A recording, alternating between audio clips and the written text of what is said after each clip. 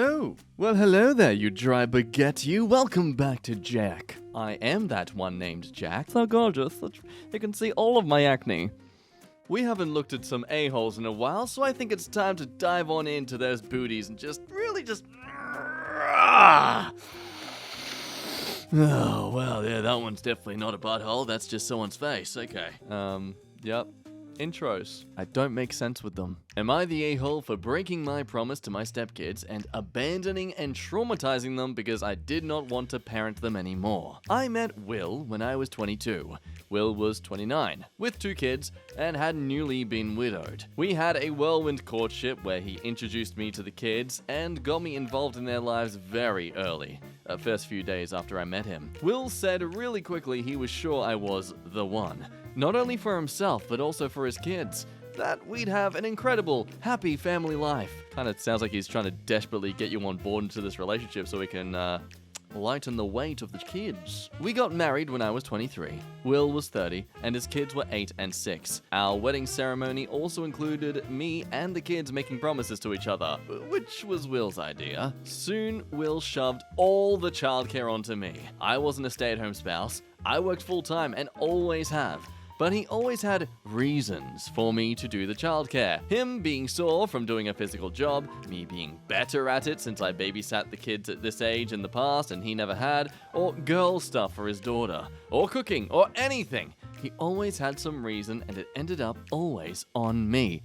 I freaking called it. I knew it. I knew this guy was just trying to find someone to do it all for him. He started playing video games and relaxing from getting home until bed because he was tired and he was bringing in the money and keeping the roof over everyone's heads, though that wasn't really true. He said he deserved to relax. Then he went out with his friends or brought them back to drink beer and watch loud TV. He developed a major attitude with me and encouraged the same in the kids. They found it funny. Oh. He started openly disrespecting me and encouraged them to also. He was the ultimate fun dad, and I got put in the role of the mean witch. Sometimes they all ganged up on me and mocked me, but also all expected me to serve them and constantly be jumping up to care for them. By the end of the first year, I realized the marriage was a big mistake, but felt guilty leaving because of my promises to the kids. Another year went by, and I realized that no matter how I tried, and how I knew they were only kids and I didn't really blame them, I genuinely hated both of the kids. Hey kids, I really do care about you. I care about you so much, but God, you suck! And I could not lie to myself anymore and pretend that I loved them. I did not, and I never would. One day, I just walked out, packed up everything of mine, and moved out while nobody was at home. I left a note explaining it wasn't working and said goodbye. That was the end. I mean, you say that, but then there's 2 extra paragraphs, so... What's up with the lies? Cue a poop storm from my ex and a bitter divorce. But we both walked away with what we went into the marriage with. Not much for either of us. I had never legally adopted the kids, so I had no rights or responsibilities about them, and I never reached out to any of them again. Honestly, I was overjoyed to be rid of all of them. 15 years have gone by, and that seems like a lifetime ago, or another person's life. But I'm still in my 30s. I was recently shocked to get a message from Tamara, Will's daughter, now 25. Tamara said I betrayed and traumatized her for life for abandoning them after my promises to them. She said I had a responsibility to never leave no matter what. I know she remembers the horrible ways she treated me though. I mean, do you know that though? I feel that's you making an assumption to try and quickly defend yourself. Let's see what the comments say. Most downvoted, come on, show me what you got. Give me that most downvoted comment. Oh yeah. Immediately falling to the, oh, what if you switch the genders argument that I've definitely never made at all in things. If Opie was a guy, the comments would be, think of what's best for the child, and too late. You acted like a father, you're on the hook till they are 18, and you accepted a paternal role when you moved in. People say that if you're a woman too. This isn't a gender thing. Stop making it a gender thing. Shut up. You're the a-hole for writing a note and leaving. My mother did the same thing. It is gutless and it is traumatic no matter the circumstances. Other than that, you did the right thing by leaving. I mean, yeah, fair. She kind of did just dip on out and gave them no chance to at least work on what was wrong in the relationship and such. But it does sound like the OP really just was done. Take the loss. You know, it's a sunk cost fallacy. Just because you put time into something and money into something and it's not going anywhere, it doesn't mean you should keep putting more money and time into it. I mean, that's what's happened over in a certain Middle Eastern country, hasn't it? US Army? Everyone sucks here. While you don't have to stay in a situation that's not good for you, when you got into a relationship with a man who has kids and then married him, you agreed to take on some responsibility for those children. Debatable. Those kids just lost their mother, and then you walked out of their lives almost as quickly as you came into them.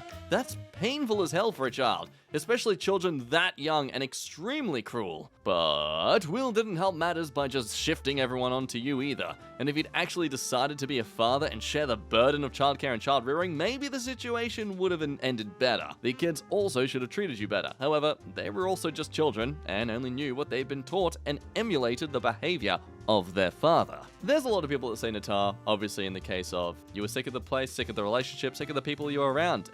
You have every right to leave in an environment you don't feel welcomed in, but also surely you would have had to be somewhat prepared for this if you were getting married into a relationship where there were young children involved. I mean, yeah, look, it's kind of an a-hole thing to say, oh, well, you should have seen it coming. Little Mr. Captain Hindsight coming in to tell you what you should have done. That's my work. I made a difference. So I don't want to go down that route. I'm thinking everyone's a bit sucky in this situation, but I can see how there could be a bit of leeway otherwise, you know. Am I the a-hole for asking for either a PS4 or $1,000 from my brother during his time of need? Are you sure you don't mean a PS5? Because those things are not equal value.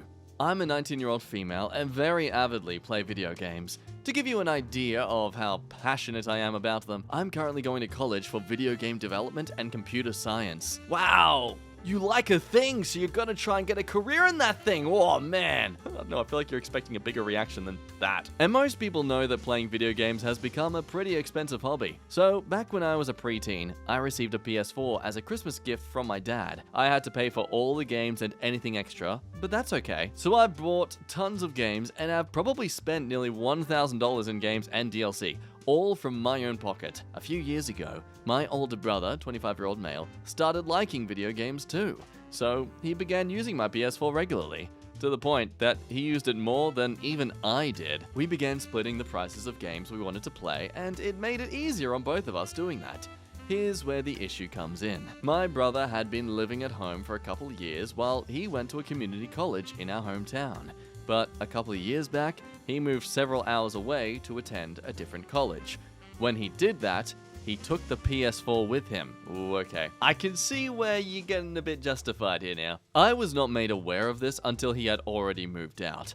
I came back home one day from a friend's house to find that the console, controllers, and all of the games were missing. Turned out, he lied to our mom that I had given him permission to take it. Turns out, his girlfriend had apparently taken a liking to The Sims 4 and played it pretty much non-stop on our PS4, and he wanted to make her happy. I made the decision that once he graduated and worked full-time, that I'd ask for him to either return the PS4 and all games, controllers, and game drives, or to reimburse me for it. Now that time has come. He graduated months ago and ended up landing a great paying job. So, I finally took the time and asked him what I stated in the previous paragraph. He ended up going off and cursing me out. Apparently, his girlfriend decided to become a stay-at-home wife and he's paying the bills. He thought I was aware of this, so he was super upset that I'd be such a greedy schmitch in this time of need. I told him that he didn't have to give me money if he just gave back what was mine. And if he did give me money, I didn't need it right now, nor in a single payment. But he said that his girlfriend was super attached to it, so he couldn't do that to her. Oh, you can't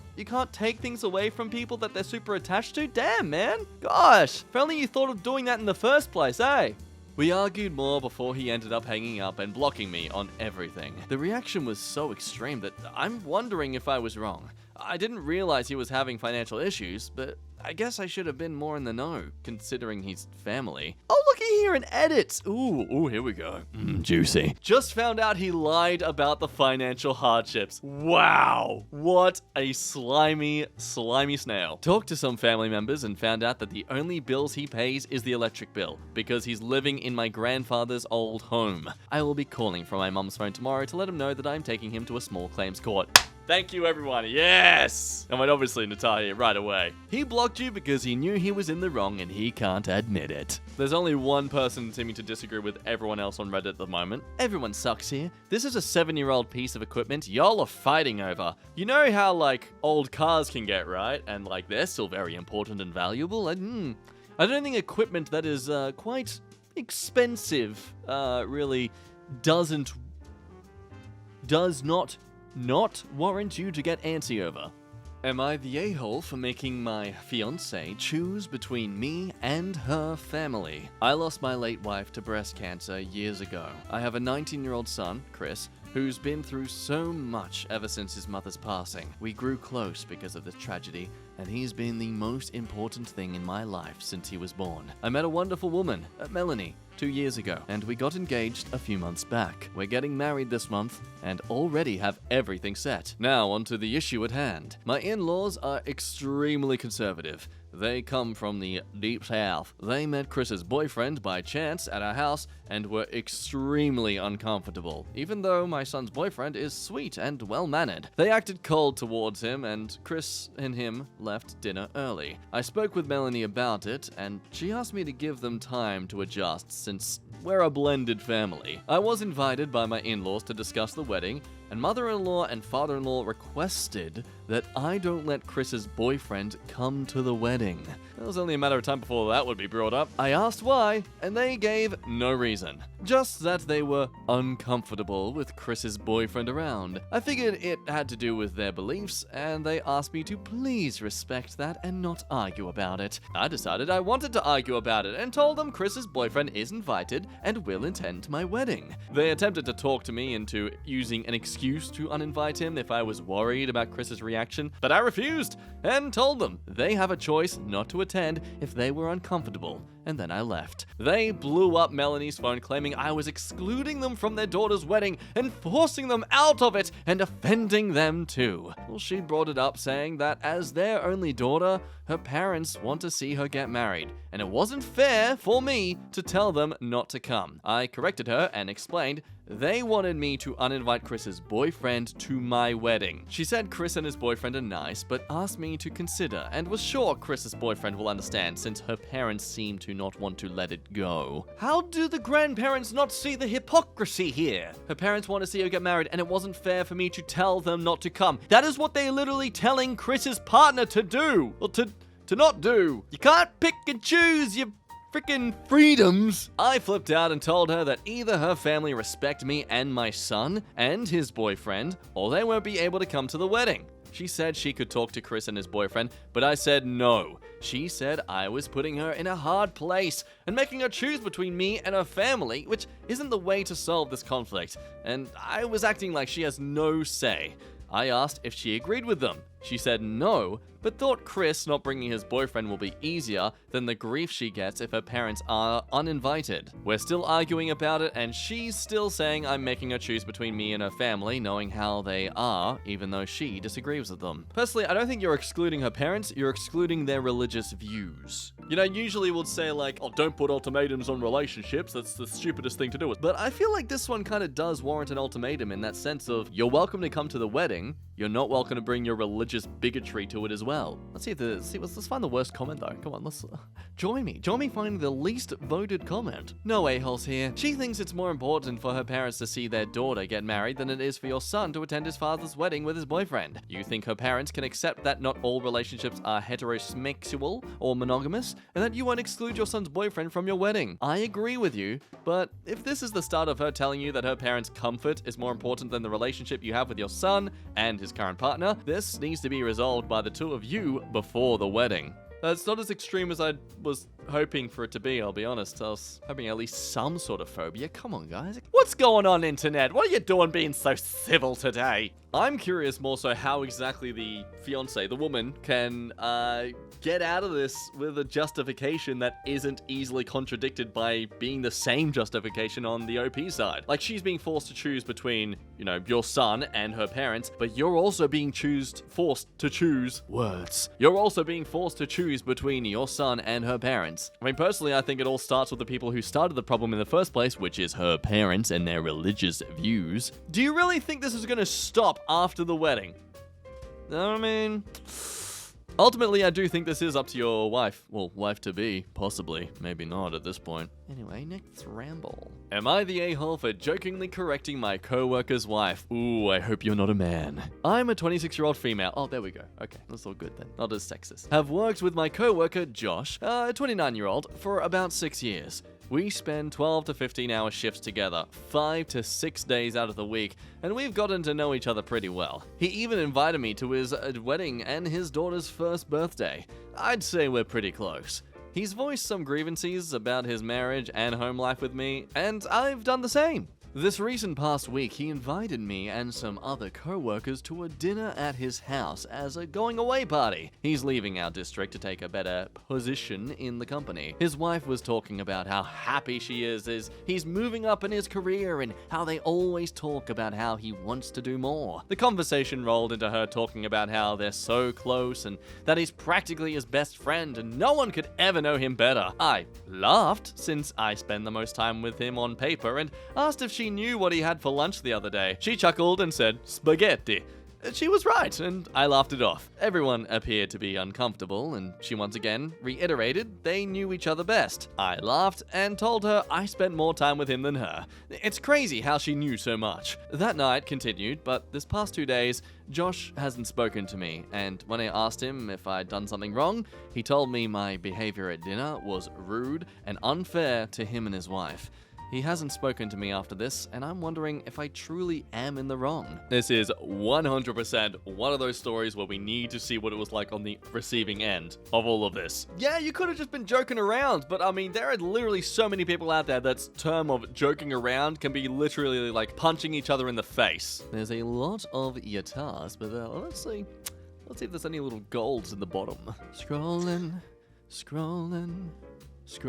down a web page. I'm a genius. I'm so funny. Yeah, top comment. Yatar, what could you possibly have to gain by that besides making his wife feel bad and insecure? I mean, like, thank goodness she was able to reiterate with some, like, comebacks of, like, yeah, I knew what he had for lunch. Yeah, I know this about him. I know this. God, imagine how embarrassed you'd feel as a partner if you couldn't answer these questions. Am I the a-hole for not paying my boyfriend Uber prices for picking me up from work? Your boyfriend's trying to get money for freaking...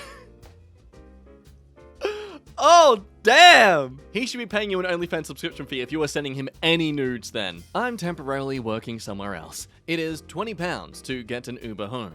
I use the app often enough that I get regular discounts up to 30%. My boyfriend offered to pick me up from work after I told him the price of Uber sometimes. He got us home. It's a 30-minute ride, about 20 miles. Afterwards, he asked me to pay him. I said, fine. Why? I don't mind paying petrol costs. He said I'd have to give him the £20 because he went out of his way to get me, and I would have given it to the Uber driver anyway. He insists that it makes no sense for me not to pay him what I would have given to the Uber driver. I told him that's different because he's my boyfriend, and an Uber driver is a service. I told him I'd give him £10, which he wasn't happy about. Am I the a-hole for not giving him what I would give for an Uber driver? It's not like I'd pay the price of a Starbucks coffee if my boyfriend made me a cup of coffee. Exactly that, yes. He said he volunteered, didn't he? Boyfriend offered to pick me up from work. He offered to do it. Some people don't deserve relationships, you know, just... We have Emily in the comments here. Not the a-hole, also dump him. Show me a guitar. Come on, let's do it. Give me a different perspective. Challenge my way of thinking. Do it, Reddit. Challenge me. Challenge my preconceived mindset. There's a guitar. Fair is fair. Pay him the 20 and then charge him $300 after the kinky times next time. Yeah. That's how it starts. Next, you have baths while he has showers, so you should pay more of the water bill. You drink coffee while he drinks tea, so you should pay more of the grocery bill. You watch more TV than him, so you should pay most of the cable bill, and so on. What about if you ever have kids? Who pays then? Oof. Your boyfriend is a pathetic git. Dump him and find someone who does not put a monetary value on your relationship. Yeah, that. Yatar, do you know the price of gas these days? Besides, he did come out of his way to get you and drove you exactly how an Uber would, and you act like it's free. It's literally just an Uber, but because he's your boyfriend, it doesn't count. Again, because he offered to do it. I mean, look, it is understandable when it comes to the gas. Petrol can be a bit of a pain in the butt with the fuel prices and stuff. Oh, here we go, and everyone sucks here. Okay. I feel like this is ish. I would have gone to Tar, but with how you explained it, that since he is your boyfriend, he doesn't need to be paid, it kind of sounds very entitled, especially if it is 30 minutes away. He isn't required to drive you just because you are his girlfriend. Also, if he does drive you every single day, then maybe you should also be paying for maintenance costs for the vehicle. Boyfriend is also an a-hole though, because once you said you weren't willing to pay, he should have just dropped it and told you to take an Uber next time. Look, okay, yeah, I can agree a bit to that first bit, but again, he offered to drive! Don't offer something that is clearly implied free and then be shocked when someone's not gonna pay you for it. I don't know, I guess I'll leave that one to you,